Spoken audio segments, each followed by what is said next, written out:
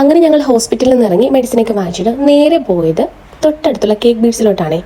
ഇപ്പം നല്ല ചൂടല്ലേ, എന്തായാലും തണുത്തതൊന്നും കഴിക്കാതെ ഒരു മനസ്സമാധാനം കിട്ടില്ല. അങ്ങനെ ഞങ്ങൾ അവിടെ ചെന്നിരുന്നു. അപ്പോൾ ഈ ദിവസമാണെങ്കിൽ കൂടുതൽ സ്വീറ്റ്സ് ഐറ്റംസിനോടാട്ടോ കൂടുതലും താല്പര്യം. ഇവിടെ മെയിൻ ആയിട്ടുള്ളത് കേക്ക് ഐറ്റംസ് ആണ്. അങ്ങനെ ഈ ദിവസമായിട്ട് ഒരു മാംഗോ കേക്ക് വാങ്ങിച്ചിട്ടുണ്ടായിരുന്നു.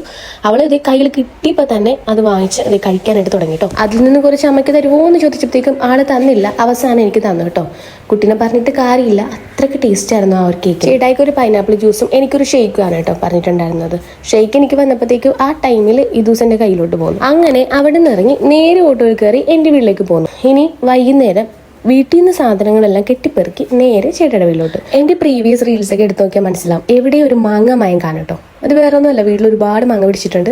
ഇവിടെ നിന്ന് പഴുത്ത് റെഡിയായി കഴിയുമ്പോഴത്തേക്കും എനിക്ക് ചേട്ടയുടെ വീട്ടിലോട്ട് തന്നു വിടും. ഈ ദിവസമാണെങ്കിൽ ഭയങ്കര ഇഷ്ടമായിട്ടോ മാങ്ങയൊക്കെ. അങ്ങനെ നല്ലൊരു റൊക്കൊക്കെ കഴിഞ്ഞിട്ട് ഈ ദിവസം എഴുന്നേറ്റിട്ടുണ്ടായിരുന്നു. പിന്നീട് അവളെ റെഡിയാക്കി ഞാനും റെഡിയായി. ഞങ്ങളിത് നേരെ ഓട്ടോയിൽ കയറാനായിട്ട് പോവാണ്. ഈ ദിവസത്തെ അപ്പാപ്പനായിട്ട് മുന്നേ പോകുന്നുണ്ട്. അങ്ങനെ ഞങ്ങളത് നേരെ അപ്പാപ്പയുടെ ടാറ്റയൊക്കെ പറഞ്ഞ് നേരെ ചേട്ടയുടെ വീട്ടിലോട്ട് പോയി. ഞങ്ങൾ അവിടെ ചെന്ന സമയത്ത് ചേട്ടായി ഞങ്ങൾ കൂട്ടാനായിട്ടുണ്ടായിരുന്നേ. അപ്പം അത്രയേ ഉള്ളൂ, ബൈ.